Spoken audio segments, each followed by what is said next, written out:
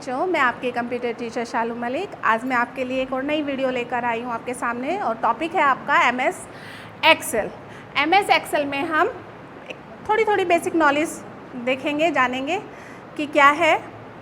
तो सबसे पहले जान लेते हैं। सबसे पहले हम ये देखेंगे कि MS एक्सेल हम कहाँ यूज़ करते हैं या MS एक्सेल क्या है। MS एक्सेल यानी कि माइक्रोसॉफ्ट एक्सेल। माइक्रोसॉफ्ट क्या है? एक कंपनी है, एक सॉफ्टवेयर कंपनी है जो अपनी ऐप्स निकालता है और उस ऐप्स में अपना एक टैग डाल देता है MS के नाम से, यानी कि माइक्रोसॉफ्ट एक्सेल। माइक्रोसॉफ्ट एक्सेल क्या है? एक एप्लीकेशन है जो MS ऑफिस के अंदर का एक ऐप है और MS ऑफिस क्या है? एक पैकेज है। तो पैकेज के अंदर बहुत सारी ऐप्स होती हैं जिनमें से एक हमारी MS एक्सेल है। अब MS एक्सेल में आज हम क्या जानेंगे, उसकी थोड़ा सा प्रारूप जान लेते हैं पहले कि क्या है और कहाँ यूज़ होता है। तो MS एक्सेल मेनली स्प्रेडशीट के लिए यूज़ किया जाता है। मेनली हम उसमें ग्राफ, चार्ट, फॉर्मूलाज वगैरह यूज़ करते हैं। ज़्यादा से ज़्यादा जितना भी हमारा न्यूमेरिकल बेस काम होता है वो सारा काम हम एक्सेल के अंदर करते हैं। इसमें हम जब हमारी डाटा एंट्री काफ़ी बड़ी होती है उसमें हम क्या करते हैं, जोड़, घटा, गुना, भाग, एवरेज, औसत, ये सब हम एक्सेल के अंदर निकालते हैं। एक्सेल के अंदर हम इसके अलावा और भी बहुत कुछ कर सकते हैं। जैसे अभी देखते हैं फॉर्मूला बार में फॉर्मूला यूज़ किए जाते हैं। अब पहले थोड़ा सा जानते हैं कि क्या है। जैसे आप यहाँ देखेंगे जो पहली पट्टी आपको दिखाई दे रहा है, पहला बार दिखाई दे रहा है, जहाँ पे हम आइडेंटिफाई करते हैं कि हमारा कौन सी एप्लीकेशन खुली हुई है। एक्सेल खुली हुई है, वर्ड खुला हुआ है, पावर पॉइंट खुला हुआ है, क्या खुला हुआ है। तो और राइट साइड टॉप पर हम तीन बटन्स, तीन बॉक्सेस दिखाई देते हैं माइनस के रूप में, मैक्सिमाइज और क्लोज। ये वाली हमारा ये जो बार होता है टाइटल बार कहलाता है। And second menu, home, insert, page layout, formula, data, review, view, ये सब क्या है? हमारे मेनू हैं। जहाँ पर एक साथ रख दिए जाते हैं वो हमारा मेनू बार कहलाता है। इसके बाद होम, इंसर्ट, जैसे ये आपको ये दिखाई दे रहे हैं, बहुत लंबी लिस्ट है, इसके अंदर बहुत सारे ऑप्शंस हैं। ये कुछ ऑप्शंस ऐसे होते हैं, कुछ कमांड्स ऐसी होती है जब हम कार्य कर रहे होते हैं तो उनकी हमें बहुत ज़्यादा ज़रूरत पड़ती है। तो हम बार बार मेनू पर ना जाकर, उन मेनूज़ पर ना जाकर, हम चाहते हैं कि वे आइकन के रूप में बाहर आ जाएं और बस हमें माउस से क्लिक करना पड़े। ऐसी सिचुएशन के लिए हम उन्हें बाहर निकाल देते हैं एक शॉर्टकट आइकन के रूप में। वो वाला हमारा जो बार है वो हमारा स्टैंडर्ड टूल बार के नाम से जाना जाता है। इसके बाद जहाँ पर हम अपना फ़ॉन्ट का साइज़, फ़ॉन्ट की राइटिंग जिसे हम फ़ॉन्ट बोलते हैं, हम उनको बोल्ड, इटैलिक, अंडरलाइन, उनका अलाइनमेंट सेट करते हैं। जहाँ हम उनका कलर चेंज कर सकते हैं वो भी हमने एक शॉर्टकट आइकन के रूप में निकाल के रखा। उसको नाम हमने दिया फॉर्मेटिंग टूल बार। फिर इसके बाद यहाँ पे आपको एक लंबी सी पट्टी दिखाई दे रही है, ये होती है फॉर्मूला बार। जब हम कोई फॉर्मूला यूज़ करते हैं, सूत्र यूज़ करते हैं, जैसे सम का, माइनस का, एवरेज का, तो जो भी हम कुछ फंक्शंस अप्लाई करते हैं वो फंक्शंस वो आपको यहाँ पर दिखाता है। यहाँ पर ये जो छोटा सा आपको ये बॉक्स नज़र आ रहा है, ये हमारा सेल एड्रेस होता है। जहाँ पर भी हम काम कर रहे होंगे, जहाँ पर भी हमारी एक्टिव सेल होगी, वो उसका आपको एड्रेस दिखाएगा। इसके बाद हम यहाँ देखते हैं एक लंबी सी, आपको एक पतली सी लंबी सी पट्टी नज़र आ रही है। ऐसे ही एक इधर आ रही है, ये क्या है? स्क्रॉल बार है। स्क्रॉल बार दो होते हैं, एक वर्टिकल और एक हॉरिजेंटल। जो खड़ी पट्टी में होता है वो हमारा हॉरिजेंटल होता है और जो हमारा लेटी हुई पट्टी में होता है वो वर्टिकल होता है। अब पेज को ऊपर नीचे करने के लिए हम इस स्क्रॉल बार का यूज़ करेंगे और दाएं बाएं घुमाने के लिए इस स्क्रॉल बार का यूज़ करते हैं। इसके बाद हम यहाँ देखते हैं, यहाँ पर शीट 1, शीट 2, शीट 3, ये क्या है? ये पेज हैं। बाय डिफ़ॉल्ट जब भी हम अपनी एक्सेल को खोलेंगे, एक्सेल की फ़ाइल खुलती है जो फर्स्ट टाइम सामने, वो बाय डिफ़ॉल्ट 3 वर्कशीट आपके सामने खोल के दिखाएगा, शीट 1 के नाम से, शीट 2 के नाम से और शीट 3 के नाम से। शीट 1, शीट 2, शीट 3 क्या हैं? ये एक पेज कहलाते हैं। शीट 1 पेज है, शीट 2 पेज है, शीट 3 पेज है। क्या हम इनका नाम चेंज कर सकते हैं? बिल्कुल, हम इनका नाम चेंज कर सकते हैं, अपनी मर्ज़ी से कुछ भी रख सकते हैं। जैसे भी हमारा डाटा है, हम उस डाटा से रिलेटेड उसका नाम रख सकते हैं। हम क्या इससे ज़्यादा शीट बना सकते हैं या इससे ज़्यादा पेज तैयार कर सकते हैं? हाँ, बिल्कुल, हम इससे ज़्यादा पेज भी क्रिएट कर सकते हैं। लेकिन कंप्यूटर जब फर्स्ट टाइम हम अपनी फ़ाइल को खोलते हैं या एक्सेल को खोलते हैं, जो सामने हमारी फ़ाइल खुलकर आती है, तो वो बाय डिफ़ॉल्ट 3 ही वर्कशीट के नाम से खुल के आती है, शीट 1, शीट 2 और शीट 3। इसके बाद हम यहाँ देखते हैं, यहाँ पे रेडी लिखा हुआ है और फिर एक लंबी सी पट्टी जा रही है। यहाँ पे कुछ आइकन्स बने हुए हैं, यानी कि कुछ व्यूज़ भी होते हैं। ये वाली पट्टी हमारे स्टेटस बार के नाम से जानी जाती है, यानी कि आप किस पेज पर हैं, किस कॉलम पर हैं, किस सेल पर है, इस तरह का रिकॉर्ड ये यहाँ पर दिखाती रहती है। अब हम इसके बाद हम बताएंगे आपको, इसके अलावा अब हमारे क्या क्या टॉपिक्स रहेंगे जिनके बारे में हम आगे चर्चा करते हैं। जैसे सबसे पहले हम बात करेंगे, टॉपिक है हमारा स्प्रेडशीट।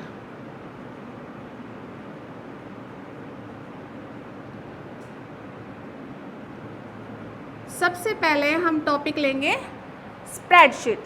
स्प्रेडशीट क्या है? आंकड़ों को, आंकड़े कुछ भी हो सकते हैं, आपका न्यूमेरिकल, अल्फ़ाबेटिकल, पर मोस्टली हम जो एक्सेल के अंदर काम करते हैं वो न्यूमेरिकल बेस पर करते हैं। तो आंकड़े यानी कि डाटा, डाटा को जब आप कागज़ पर, पेज पर एक सीक्वेंस में उतारते हो, रो और कॉलम की कंडीशन में उतारते हो और उसको मैनेज करते हो, उसको सीक्वेंसली लिखते हो, वो हमारी क्या कहलाती है? स्प्रेडशीट कहलाती है। स्प्रेडशीट जब हम अपने आंकड़ों को रो और कॉलम की सहायता से हम एक शीट तैयार करते हैं, वो चीज़ क्या कहलाती है? स्प्रेडशीट। इसके बाद अगला टॉपिक है इलेक्ट्रॉनिक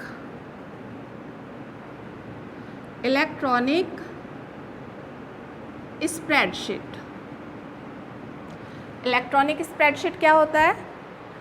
जो स्प्रेडशीट हमने कागज़ पे आंकड़ों को कॉलम और रो के माध्यम से, सहायता से जो हमने एक शीट बनाई, उसी को हम किसी सॉफ्टवेयर के माध्यम से, जब उसी काम को हम रो और कॉलम की सहायता से अपनी डाटा की एंट्री करते हैं, वो उस सॉफ्टवेयर की सहायता से, जैसे हम एक्सेल की सहायता से कर रहे हैं, तो वो स्प्रेडशीट इलेक्ट्रॉनिक स्प्रेडशीट कहलाती है।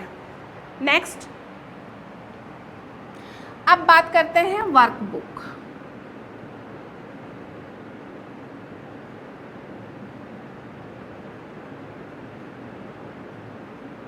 वर्कबुक क्या है? जब हम वर्कबुक यानी कि फाइल, वर्कबुक का मतलब क्या होता है? फाइल। जब हम एक्सेल में काम कर रहे होते हैं या एक्सेल को जब हम खोलते हैं, तो उसकी फ़ाइल वर्कबुक के नाम से या बुक के नाम से रिप्रेजेंट होती है। बुक के नाम से, उसका शॉर्ट नेम है बुक।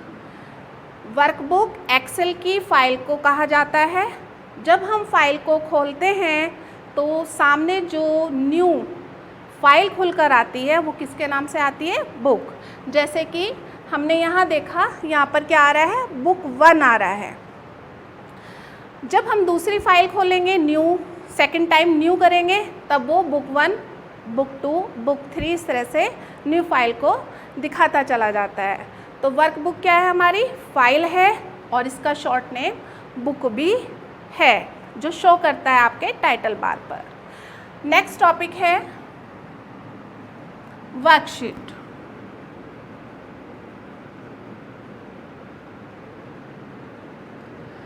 वर्कशीट क्या है? वर्कबुक के अंदर वर्कशीट होती है। तो वर्कबुक तो फाइल हुई, तो फाइल के अंदर क्या हो सकता है? पेज। तो वर्कशीट क्या है? पेज है। वर्कशीट यानी कि पेज। इसको हम शॉर्ट रूप में शीट भी बोलते हैं। इसको हम शॉर्ट रूप में क्या बोलते हैं? शीट। यानी कि शीट यानी कि वर्कशीट, वर्कशीट यानी कि पेज, और ये किसके अंदर होते हैं? वर्कबुक के अंदर। नेक्स्ट टॉपिक है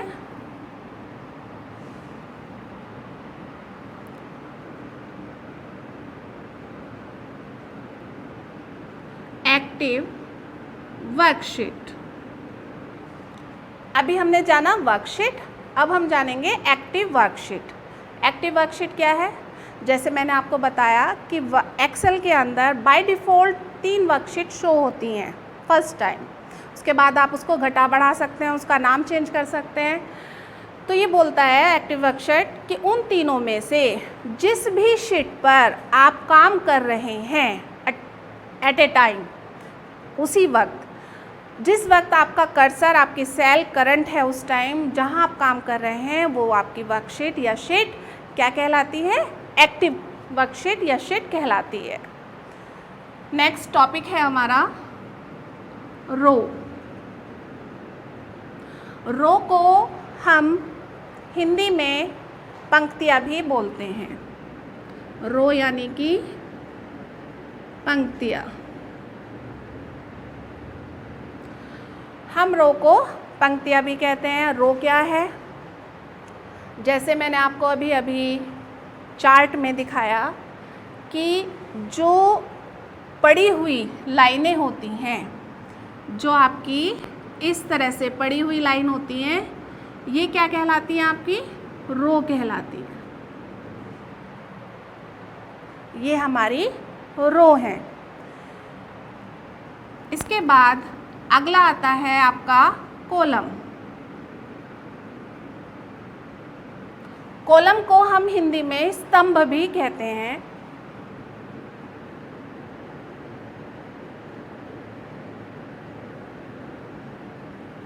स्तंभ क्या है? जो खड़ी हुई लाइनें, जो हमारी खड़ी हुई लाइनें होती हैं, ये हमारी कॉलम को रिप्रेजेंट करती हैं। ये क्या है? हमारे कॉलम में। इसके बाद बात करते हैं सेल। सेल क्या है? ये बोलता है कि जब रो और कॉलम आपस में एक दूसरे को क्रॉस करते हैं। कैसे क्रॉस करते हैं? हमने पहले कॉलम बना लिए, अब इसी के ऊपर जब हम रो बनाएंगे तो इन्होंने एक दूसरे को आपस में क्रॉस करा, काटा। काटने के बाद हम यहाँ देखते हैं एक जाल सा बन गया है, हर एक में एक बॉक्स बनता जा रहा है। जो ये बॉक्स है, इसको हम कंप्यूटर के अंदर बॉक्स ना बोलकर क्या बोलते हैं? सेल। सेल को हिंदी में प्रकोष्ठ भी कहते हैं। सेल को क्या बोलते हैं? प्रकोष्ठ।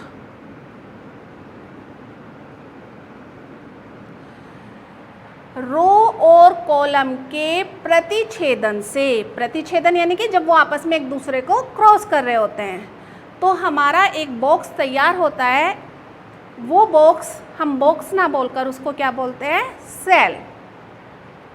इसके बाद आता है रो नंबर।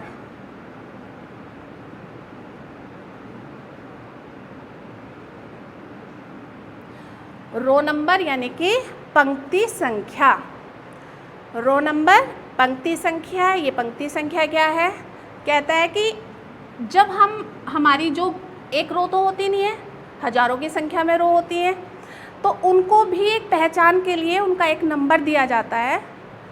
वो लेफ़्ट साइड होता है 1 2 3 4, इस तरह से इनके रो नंबर दिए हुए होते हैं, जो क्या कहलाता है? रो नंबर या रो संख्या। तो वो किससे होता है? किस नाम से होता है? 1 2 की नंबरिंग संख्या में 1 2 3 4 5 6, इस तरह से हजारों की संख्या में हमारे रो होते हैं।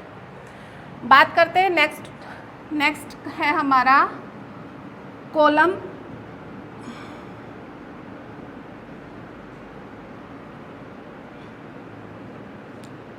हेडर। कॉलम हेडर यानी कि जो आपका जो स्तंभ यानी कि स्तंभ है, हेडर यानी कि उनका टॉप, यानी कि उनको नाम दिया गया है। हर एक कॉलम का अपना एक नाम फिक्स कर दिया गया है।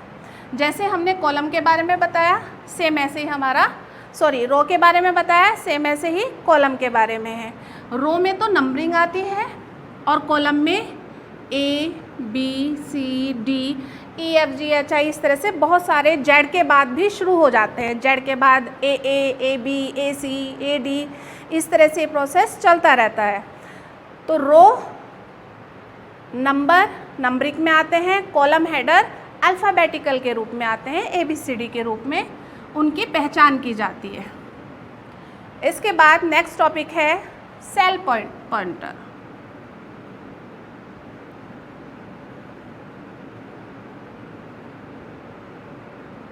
सेल पॉइंटर क्या है? हमारा रो और कॉलम के प्रतिच्छेदन से एक पूरा जाल बन जाता है। कहाँ जाल बनता है? वो एक पेज पर। और पेज क्या होता है हमारा? शीट, यानी कि वर्कशीट होती है। अब हम कैसे क्लियर करें या कैसे पता करें कि हमारा जो कर्सर है या हम कहाँ लिखेंगे, कहाँ हम जब कुछ लिखेंगे तो कहाँ लिख पाएंगे? आप इधर नज़र डालिए, ये जो शीट नज़र आ रही है आपको, इसमें आप देख रहे हैं ABCD के नाम से यहाँ पे कॉलम दिखाई दे रहे हैं और 1 2 3 के नाम से यहाँ पर रो दिखाई दे रही हैं। जब आपस में जब ये लाइन क्रॉस कर रही है तो हर जगह आपको छोटे छोटे बॉक्स बनाए दिखाई दे रहे हैं, यानी कि सेल दिखाई दे रही है। अब हम यहाँ कैसे पता करें कि हमारी एक्टिव सेल कहाँ है, हमारा सेल पॉइंटर कहाँ है? ये कहता है कि जो सेल का बॉर्डर, जिस सेल का बॉर्डर या जो बॉक्स सब सेल की अपेक्षा थोड़ा डार्क, उसका बॉर्डर थोड़ा मोटा दिखाई देगा, तो वहाँ हमारा सेल का पॉइंटर नज़र आएगा। यानी कि मैं कुछ भी लिखूँगी तो मुझे पता है कि इस टाइम मैं कहाँ हूँ, यहाँ पर हूँ, तो ये मेरा सेल पॉइंटर कहलाएगा। इसके बाद अगला है नेम बॉक्स।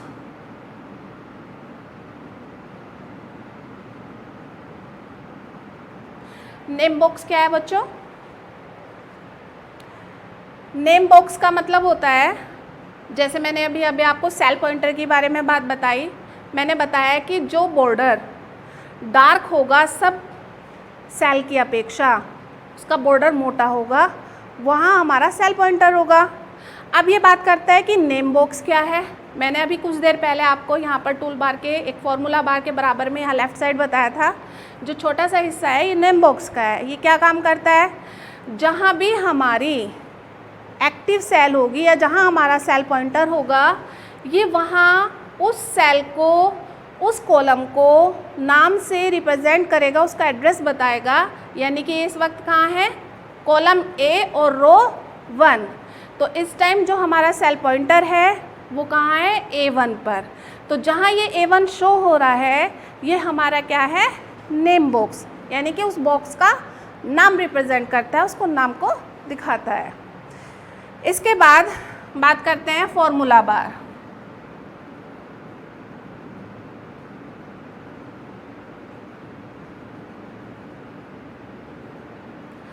फॉर्मूला बार क्या है? मैंने अभी कुछ देर पहले बताया था आपको, एक्सेल का टोटली काम हमारे फॉर्मूले पर डिपेंड करता है। यानी कि उसमें जितनी भी गणनाएं की जाती हैं, जो बड़ी बड़ी संख्याएं होती हैं, एक्सेल तैयारी इसीलिए होती है, इसी पर्पज़ से होती है। डाटा एंट्री में मेन काम इसका कैलकुलेशन पर ही डिपेंड करता है। तो जितनी भी गणनाएं की जाती हैं वो हमने एक फार्मूला बार में उनके फंक्शंस, उनके सूत्र डाल दिए जाते हैं। हम उन सूत्र के थ्रू उन चीज़ों को अप्लाई करते हैं और हमारी रिज़ल्ट शो हो जाता है। फार्मूला बार, जैसे मैं यहाँ कुछ भी, मेरी कोई संख्या है, कोई भी फार्मूला बार जब हम शुरू करते हैं, मान लीजिए मुझे 2 और 2 इनको प्लस करना है, ये बहुत छोटी सी संख्या है, तो जब भी मैं कोई फंक्शन प्लस करने के लिए हम सम फार्मूला यूज़ करते हैं। और किसी भी फॉर्मूला को यूज़ करने के लिए सबसे पहले इजिकल टू का होना ज़रूरी होता है। उसकी रेंज सेलेक्ट करने से पहले हम क्या करेंगे, इजिकल टू का सम इजिकल टू, और फिर हम उसके बाद क्या करते हैं, रेंज सेलेक्ट करते हैं। इसके बाद फॉर्मूला बार मैंने आपको बताया था यहाँ पर आता है। ये जो लंबी सी पट्टी है, जो भी मैं कुछ कैलकुलेशन करूँगी, जो भी फंक्शन अप्लाई होगा फॉर्मूला का, वो उसको यहाँ पर दिखा देगा। इसके बाद बात करते हैं स्क्रॉलर बार। स्क्रॉलर बार मैंने आपको बता ही दिया था अभी। स्क्रॉल बार दो होते हैं, वर्टिकल और हॉरिजेंटल। पेज को ऊपर नीचे और दाएं बाएं घुमाने के लिए हम किसका यूज़ करते हैं, स्क्रॉल बार का, हॉरिजेंटल और वर्टिकल के रूप में। अब थोड़ा इसके अलावा थोड़ा और जानते हैं। जैसे हमने आपको बताया कि जब रो और कॉलम आपस में क्रॉस होते हैं तो एक बड़ा सा जाल बन जाता है। जैसे हम यहाँ स्क्रीन पर दिखाई दे रहा है आपको यहाँ पे चार्ट के रूप में। ये क्या है, ये एक वर्क एरिया है जहाँ हम अपना काम करते हैं। ये हमारा एक पेज है, उस पेज को हमने क्या कहा, वर्कशीट या शीट बोला। अब यहाँ शीट 1, शीट 2, शीट 3 आपको दिखाई दे रहा है। हम इसका यहाँ से इसका नाम भी चेंज कर सकते हैं। बुक यानी कि वर्कबुक, वर्कबुक के अंदर वर्कशीट होती है। अब एक्सेल की भी अपना एक एक्सटेंशन होती है। एक्सेल के अंदर रो और कॉलम कितनी होती है, अब इसके बारे में आगे जानते हैं। सबसे पहले हम ये पता करेंगे कि वर्कबुक की एक्सटेंशन या विस्तारक क्या होता है। तो वर्कबुक की जो एक्सटेंशन होती है या विस्तारक जो होता है वो होता है .xls। अब हम जानेंगे कि एक वर्कशीट में कितने कॉलम होते हैं, कितनी रो होती हैं।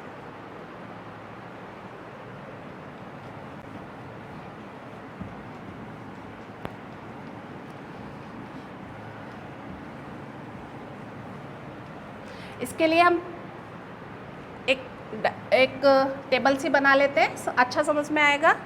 तो सबसे पहले हम ले लेते हैं वर्जन।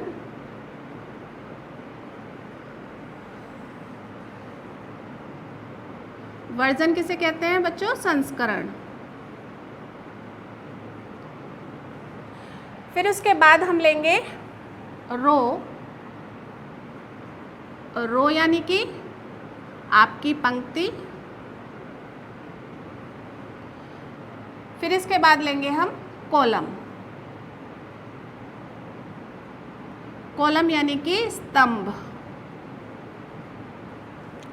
हमने यहाँ वर्जन का यूज़ क्यों किया या संस्करण का यूज़ क्यों किया, कंप्यूटर में समय समय पर हर सॉफ्टवेयर में अपडेशन चलता रहता है, इम्प्रूवमेंट होता रहता है, कुछ ना कुछ चेंजेस अच्छे के रूप में उसके जो फीचर्स हैं वो चेंज होती रहती हैं, इम्प्रूव होती रहती हैं, बढ़ती रहती हैं, घटती नहीं है कभी भी, उसमें इम्प्रूवमेंट होता रहता है। तो जब जिस सॉफ्टवेयर में, जिस एप्लीकेशन में कुछ भी इम्प्रूव होगा वो एक संस्करण के नाम से, नए वर्जन के नाम से मार्केट में लॉन्च हो जाता है। जैसे अब देखते हैं वर्कशीट जो हमारी एक्सेल है, ये एक्सेल किस किस वर्जन के रूप में कितने में कितना इम्प्रूवमेंट किया है इसने। तो हम बढ़ने से घटते हुए क्रम में चलेंगे। तो हम जो हमारा MS एक्सेल है, हम MS एक्सेल 2019 की बात करते हैं। उसमें जो रो है वो कितनी है, टोटल रो, एक वर्कशीट के अंदर कितनी रो हो सकती हैं, वो कितनी है,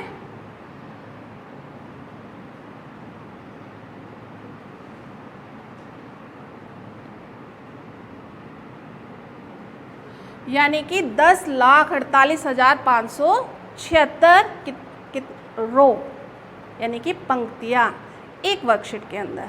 तो कॉलम कितने हैं इसमें, ये कॉलम बोलता है आपको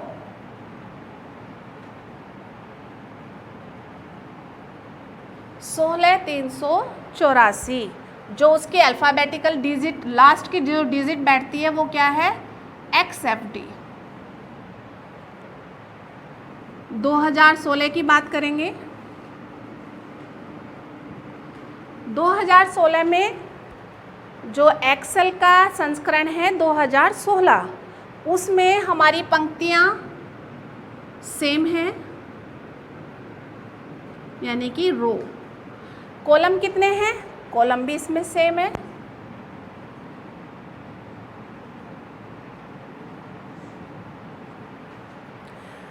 2013 की बात करते हैं, जो हमारा एक्सेल का वर्जन 2013 है, सॉफ्टवेयर 2013 है, उसमें भी हमारा रो सेम है।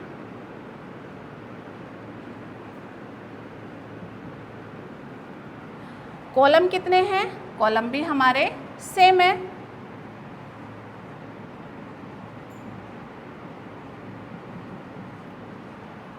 इसके बाद बात करेंगे 2007, इसमें भी हमारे कॉलम सेम आएंगे, सेम रो आएंगी, सेम कॉलम आएंगे। लेकिन जो 2003 का संस्करण है उसमें कम है, कम रो हैं और कम ही कॉलम है इनकी अपेक्षा। कितने हैं? कहता है कि 2003 का जो एक्सेल है उसके अंदर कितनी रो हैं? रो हैं 65,536। तो कॉलम कितने हैं? 256 कॉलम है। और 2003 के नीचे और जितने भी वर्जन हैं उनके जो कॉलम और रो हैं वो भी लगभग इतने ही हैं। तो हम देखते हैं कि नीचे से अगर हम ऊपर की तरफ को बढ़ते हुए देखेंगे तो अपडेशन मिलेगा हमें, रो में भी बढ़ोतरी मिली है और कॉलम में भी। तो आज हमने कुछ बेसिक फंडामेंटल सीखे, कुछ बेसिक नॉलेज देखी हमने एक्सेल के बारे में। मेरे इस वीडियो को आप लाइक कीजिए, सब्सक्राइब कीजिए। अगली वीडियोज़ में हम फिर मुलाकात करेंगे। धन्यवाद।